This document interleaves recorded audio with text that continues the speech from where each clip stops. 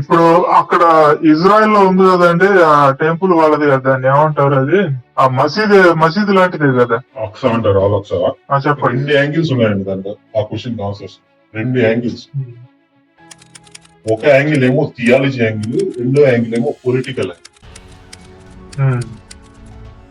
Theology angle ఏంటంటే వాళ్ళ belief ప్రకారం ప్రవక్త అక్సా మసీద్ వెళ్ళి అక్కడి నుంచి ఆ ఎగిరే గుర్రము ఘాటు మధ్యలో ఉంటుంది కదా, అది ఏమంటుంది తెలుగులో, ఆ టైప్ ఒక ఎగిరే జంతువు మీద కూర్చొని దాని మీద నుంచి పైకి వెళ్ళి చూసి వచ్చినాడు 7 అది వాళ్ళ బిలీఫ్.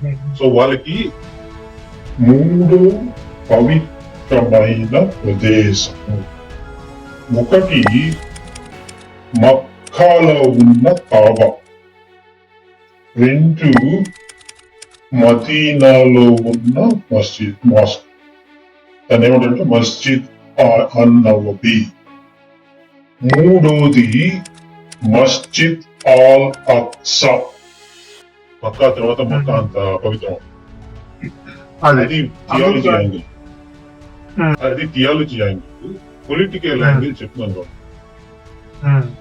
ప్రపంచంలో ఇస్లామిక్ రూలింగ్, ఇస్లామిక్ ఇన్వేషన్స్ జరిగిన ప్రపంచంలో ఏ హిస్టరీలో పోయి ఒక లాస్ట్ 800-900 తీసుకోండి, వాళ్ళు ఎట్లా కన్వర్ట్ చేస్తారు, ఒక్కొక్క మనిషి దగ్గరికి పోయి కన్వర్ట్ చేయరు. బాటమ్ టు టాప్ కాదు, top to bottom approach. So వీళ్ళందరూ ఎక్కడ ఎవరిని ఏది మోస్ట్ సీక్రెట్ పోయి అది ఫస్ట్ క్యాప్చర్ చేసి దాన్ని వైపౌట్ చేస్తారు.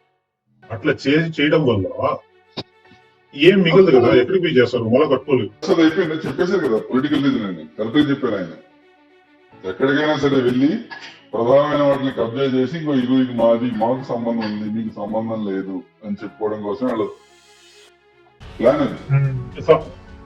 అది ఒకటి వైపౌట్ చేసి, 2 కన్వర్షన్, మాస్ కన్వర్షన్, ఒక స్టేట్ ని కన్వర్ట్, ఒక జియోగ్రఫీ మొత్తాన్ని ఒక్కసారిగా కన్వర్ట్ చేయాలంటే ఒక్కొక్క మనిషి దగ్గరికి పోయి ఎప్పటికి చేయాలా? 10 మందిని చేస్తే 11వ మంది చేసేసరికి చేసిన 10లో ఒకటి మారిపోతే బెస్ట్ వే అంటే టాప్ బాటమ్ అప్రోచ్. పోయి వాళ్ళ పుణ్యక్షేత్రాలు, వాళ్ళ ఎక్కడైతే వాళ్ళ అక్కడ క్యాప్చర్ చేయండి. పుణ్యక్షేత్రాన్ని మార్చేస్తే సరిపోతుంది వాళ్ళ స్ట్రాటజీ. అది బేసికల్ గా ఒక బాడీని కంట్రోల్ తీసుకోవాలంటే హార్ట్ ని కంట్రోల్ తీసుకోండి, తర్వాత బాడీ అంతా కంట్రోల్ చేస్తుంది. నేను అదే కాన్సెప్ట్ లో ఇంకొకటి చూపిస్తాను. చూడండి ఏ లెవెల్లో జరుగుద్ది, ఎట్లా జరుగుద్ది అనేది ఒక ఐడియా కోసం చూపిస్తాను. మీరు ఇప్పుడు మీ స్క్రీన్ లో ఒకటి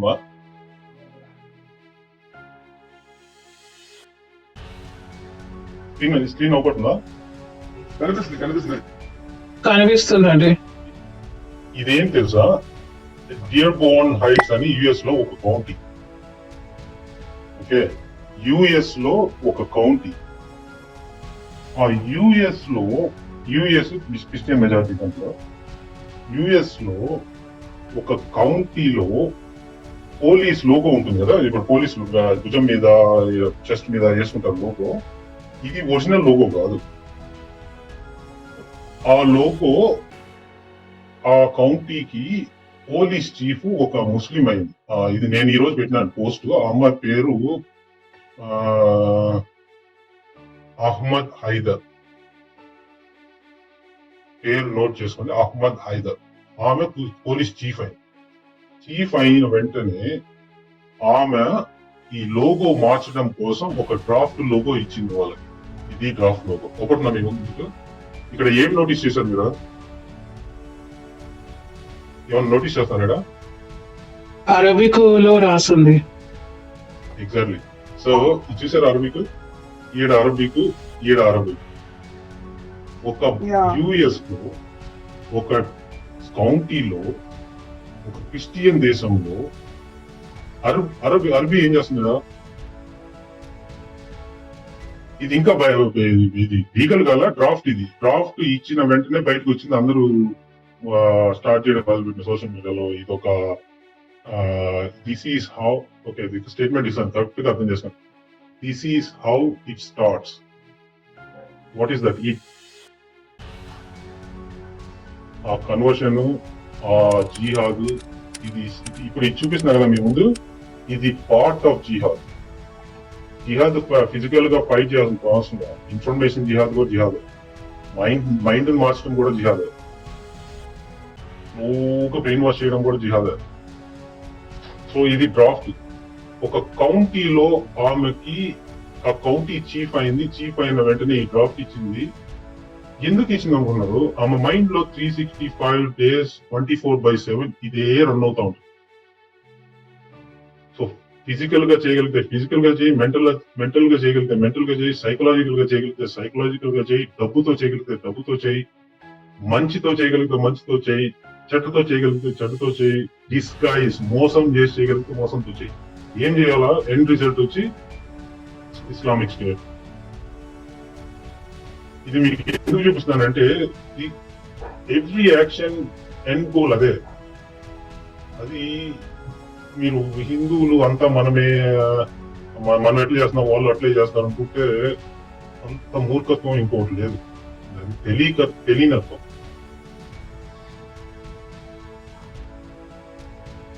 అర్థమైందా? ఇప్పుడు ఇక్కడ ఇంగ్లీషు అరబీ అవబడుతుంది కదా, ఇది కనుక ముందు ఒకవేళ అయిపోయి సక్సెస్ అయింది అనుకోండి, నెక్స్ట్ ఏమవుతుంది, ఇంకా నెక్స్ట్ 3-4 years లో ఆ ఇంగ్లీష్ పదాలు కూడా ఎగిరిపోతాయి. అక్కడ కూడా అరబీ వస్తుంది. డియర్ బోర్న్ హైట్స్ అని చెప్పి ఇంగ్లీష్ రాస్తుందా, అది కూడా ఎగిరిపోతుంది 4-5 years లో. ఇది కానీ ముందుకెళ్ళి ఉంటాయి.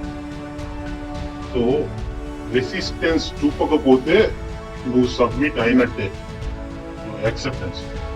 దీనికి సబ్మిట్ అయినావు అంటే నువ్వు కన్వర్ట్ అయినట్టే. అర్థమవుతుందా? ఫాలో అవుతున్నారా? అర్థమైందండి.